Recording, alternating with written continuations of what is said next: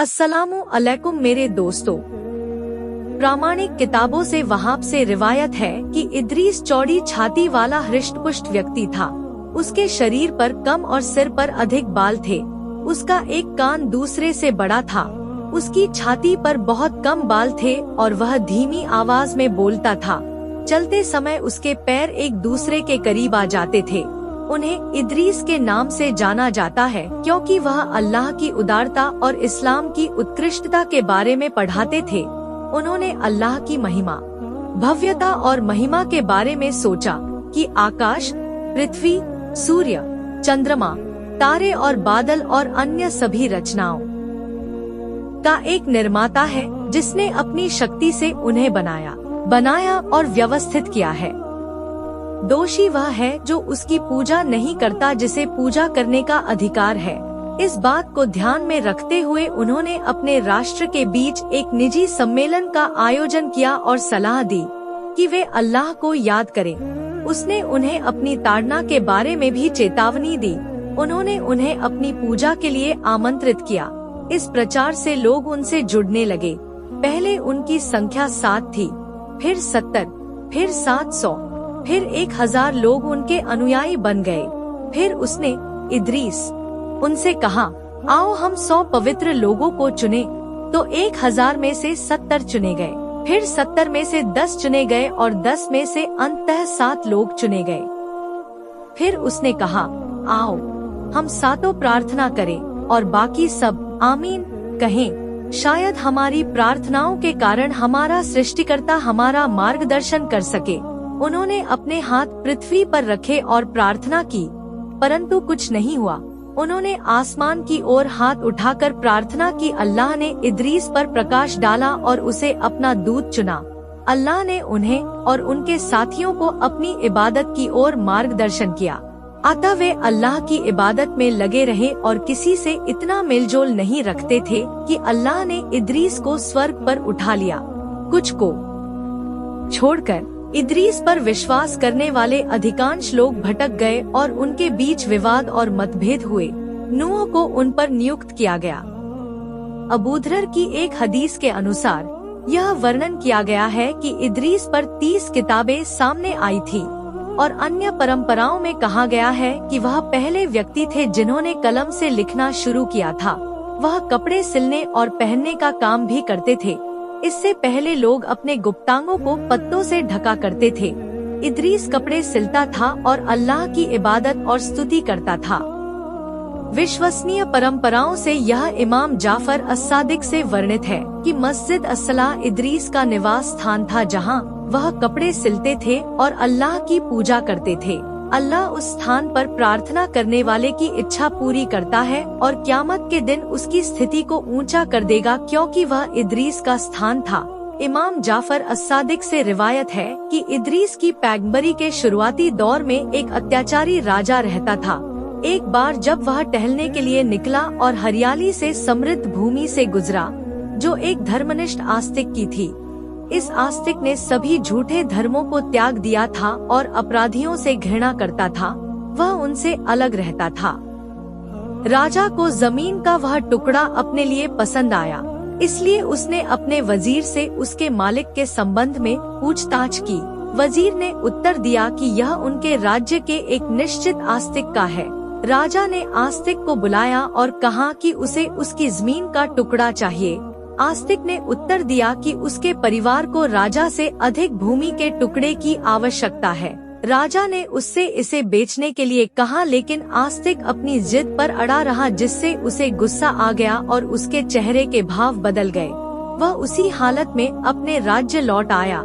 राजा की बराक से एक पत्नी थी जिससे वह बहुत प्यार करता था और जिससे वह अक्सर परामर्श करता था। अपने राज्य में पहुंचकर उसने उसे बुलाया।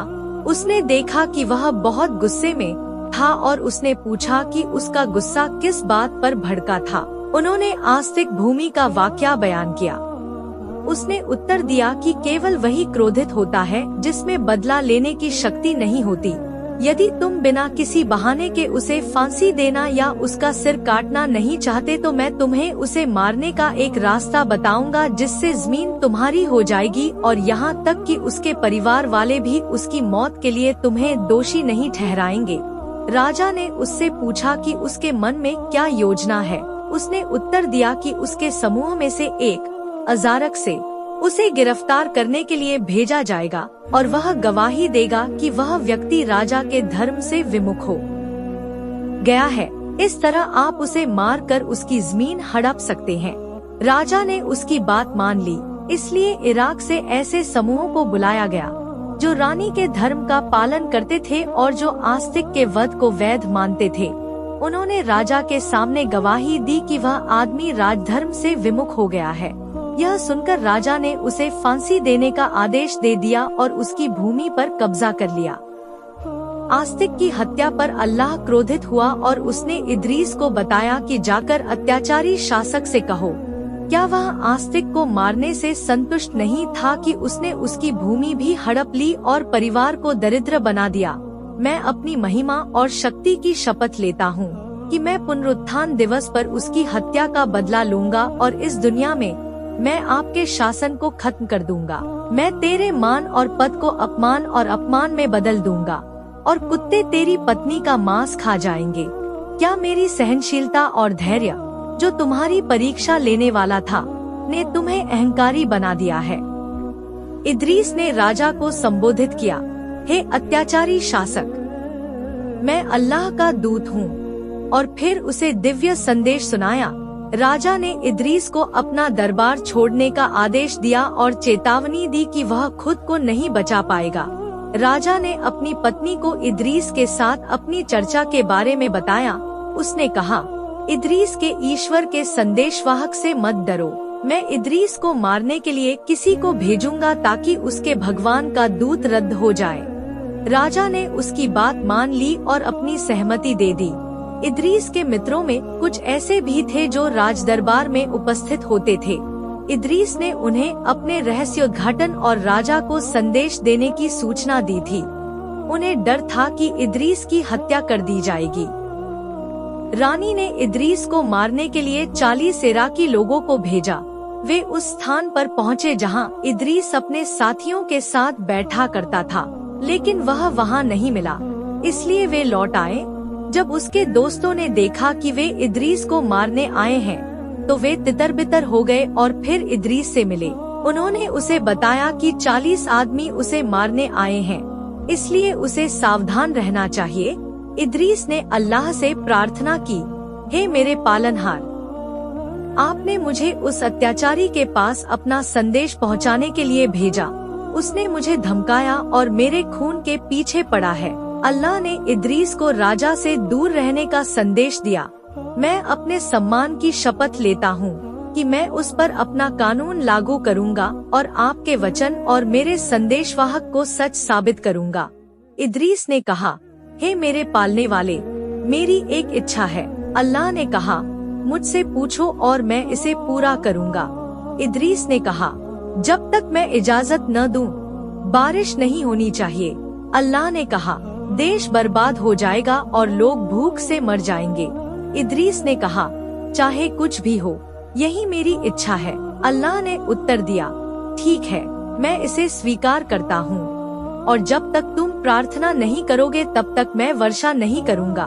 मैं अपने वादे के प्रति सबसे सच्चा हूँ। यह सुनकर इद्रीस ने अपने साथियों को अल्लाह से अपनी चर्चा के बारे में बताया और कहा, मेरे दोस्तों, इस देश को छोड़ दो और कहीं और चले जाओ। उनमें से 20 थे और वे विभिन्न क्षेत्रों में फैल गए। लोगों को इद्रीस की दुआओं के बारे में पता चल गया। इद्रीस ने खुद एक पहाड़ी पर शरण ली। अल्लाह ने एक फरिश्ता नियुक्त किया जो हर शाम उसके लिए खाना लाता था। इद्रीस ने दिन में उपवास किया और शाम को अपना उपवास तोड़ा जब देवदूत उसके लिए भोजन लेकर आया। अल्लाह ने अत्याचारी राजा के राज्य को नष्ट कर दिया। एक आस्तिक के प्रति अपराध के कारण राजा मारा गया। उसका राज्य नष्ट हो गया और उसकी पत्नी का मांस कुत्तों ने खा लिया।